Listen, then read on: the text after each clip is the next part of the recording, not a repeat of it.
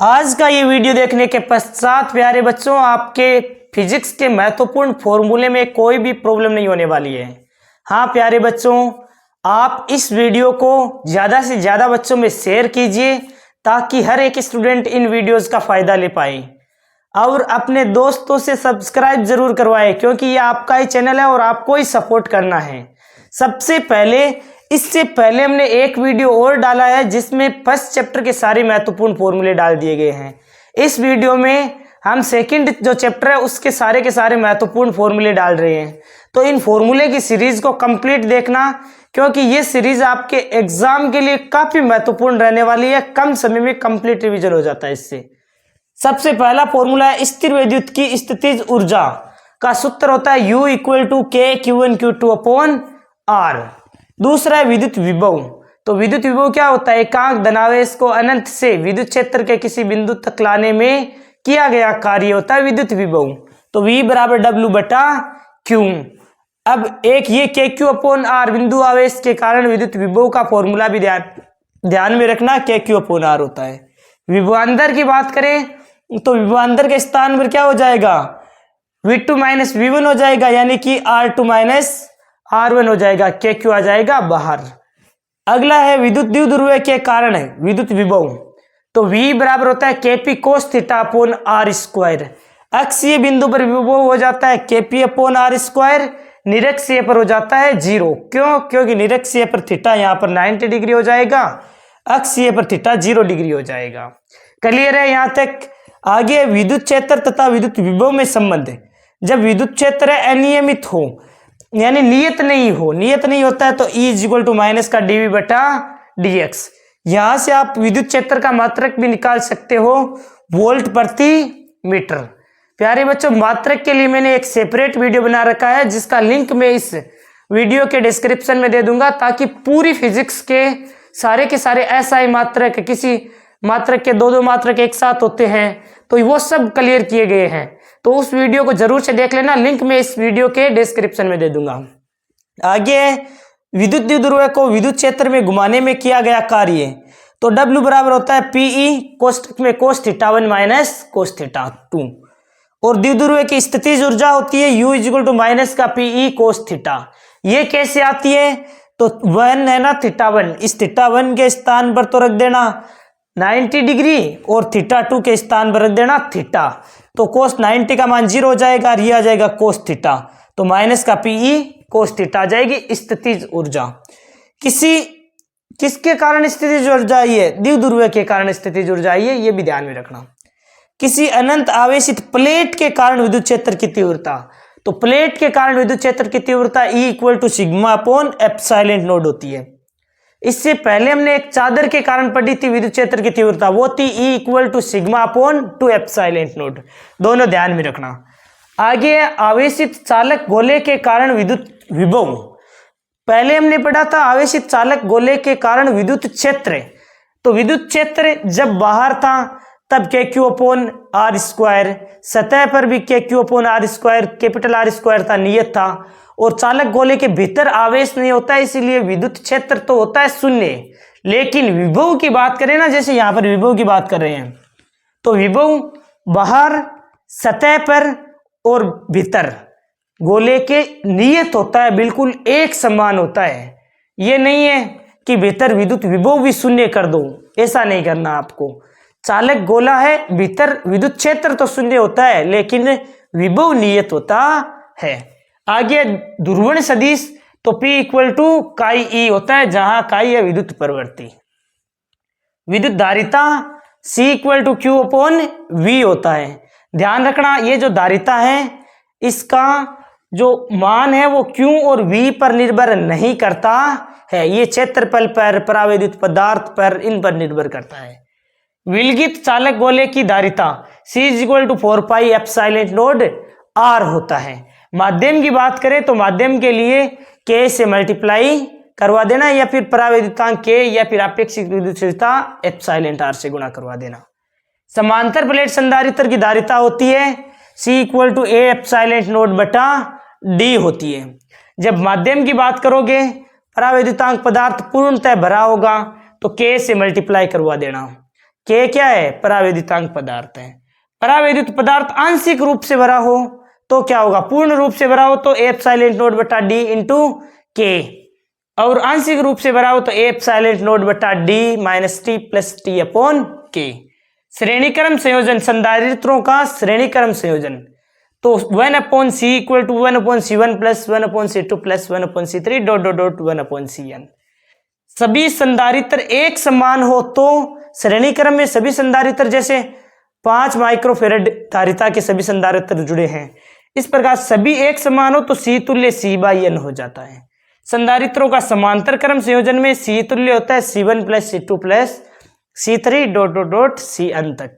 वहीं n के n संधारित्र समान हो तो Nc हो जाता है। यहाँ पर संधारित्र की ऊर्जा 1 नंबर में पूछ लेता है, 1/2 CV² होता है, ये भी याद रखना है, 1/2 QV भी याद रखना है, और इक्वल टू 1/2 Q²/C। तो तीनों फॉर्मूले ध्यान में रखना संधारित्र में संचित ऊर्जा का, 1/2 CV², 1/2 QV, 1/2 Q²/C।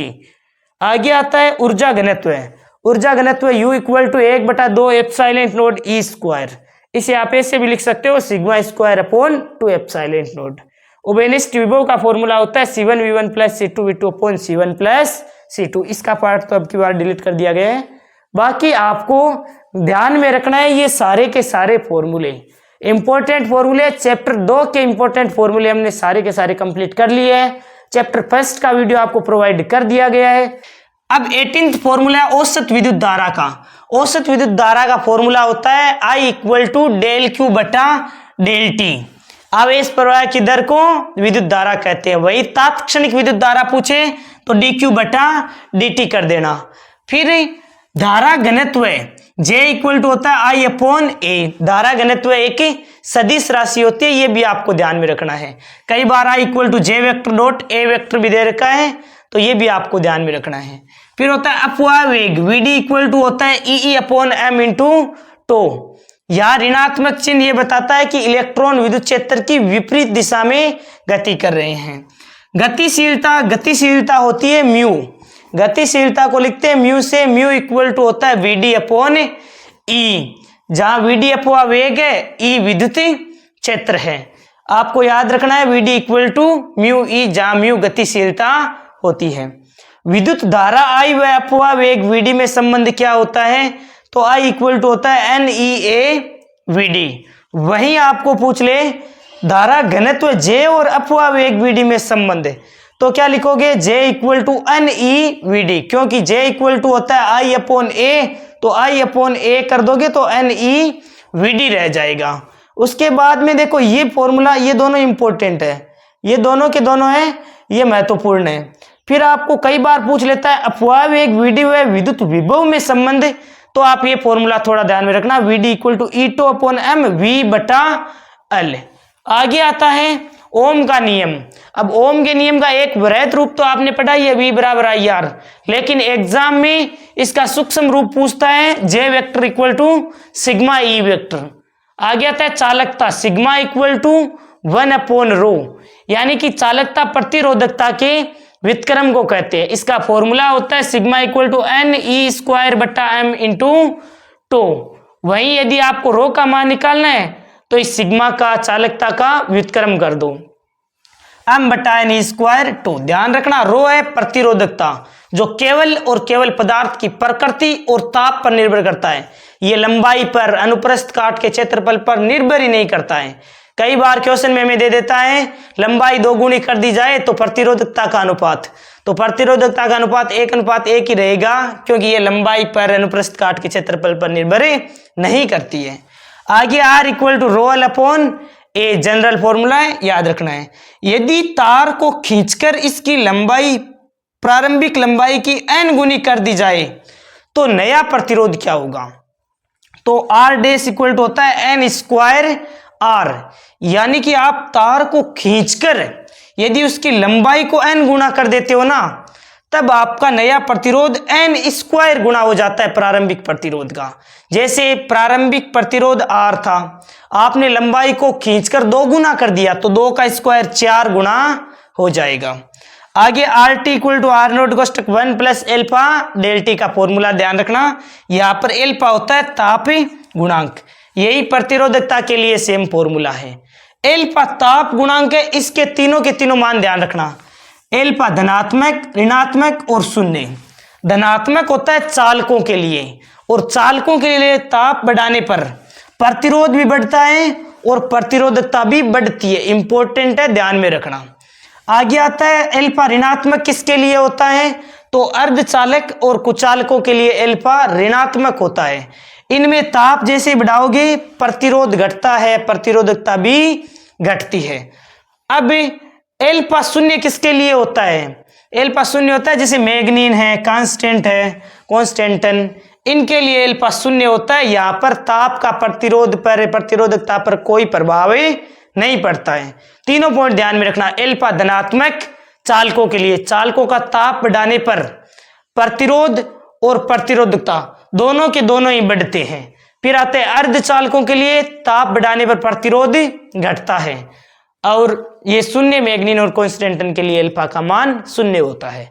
आगे प्रतिरोधों का संयोजन, तो ये आपने पढ़ रखा है। श्रेणी क्रम संयोजन में R1 plus R2 plus R3, और समांतर क्रम में 1/R equal to 1/R1 plus 1/R2 plus 1/R3 इस प्रकार होता है।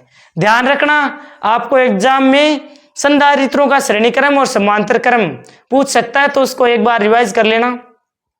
विद्युत ऊर्जा, इसका फॉर्मूला चाहे उष्मा का पूछ ले, H equal to I square RT होता है, न्यूमेरिकल भी आ सकता है। शक्ति पूछे तो ऊर्जा क्षय की दर को शक्ति कहते हैं, कार्य करने की दर को भी शक्ति कहते हैं। P बराबर क्या होता है, VI होता है, I स्क्वायर R और V स्क्वायर बटा R। ये सारे शक्ति के फॉर्मूले ध्यान में रखना है आपको। सेल की बात करें तो सेल में दो कंडीशन होती है। डिस्चार्जिंग के दौरान V बराबर E माइनस IR, और चार्जिंग के दौरान होता है V बराबर E प्लस IR। आगे धारा की बात करें तो धारा का फॉर्मूला होता है E बटा R प्लस R, जहां E क्या है और R क्या है। R है आंतरिक प्रतिरोध सेल का, और E है विद्युत वाहक बल। विद्युत वाहक बल, टर्मिनल वोल्टेज, इनकी परिभाषा जरूर से पढ़ लेना।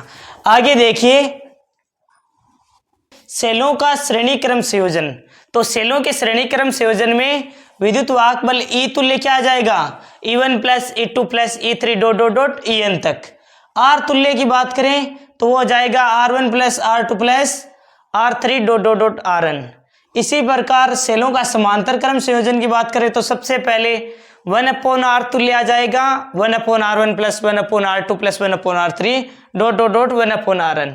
वहीं इसका दूसरा फॉर्मूला ये भी ध्यान में रखना, E तुल्य बटा R तुल्य हो जाता है E1 बटा R1 प्लस E2 बटा R2, और इस प्रकार En बटा Rn। आगे आता है किरचॉफ का धारा नियम, इंपॉर्टेंट है ये, किरचॉफ का प्रथम नियम। तो सिग्मा I इक्वल टू 0 होता है, कुल संधि पर मिलने वाली धाराओं का बीजगणितीय योग शून्य होता है। आवेश संरक्षण पर आधारित है, ये पॉइंट भी ध्यान में रखना। यह किरचॉफ का वोल्टता नियम जो ऊर्जा संरक्षण पर आधारित है। सिग्मा V इक्वल टू 0, यानी कि वोल्टताओं का योग क्या होता है, इसमें शून्य होता है। दोनों नियम आने चाहिए। व्हाइट स्टोन सेतु के लिए P बटा Q इक्वल टू R बटा S संतुलन की अवस्था का फॉर्मूला है। इसका पूरा सिद्धांत भी आपको आना चाहिए।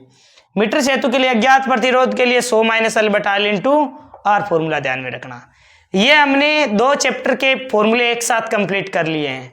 अब आगे के चैप्टर के फॉर्मूले हैं वो आपको और मैं प्रोवाइड कर दूंगा। छोटे छोटे वीडियोज है, आसानी से आप देखकर कम समय में कंप्लीट कर लीजिए। ये एग्जाम के लिए बहुत ज़्यादा महत्वपूर्ण होने वाले हैं।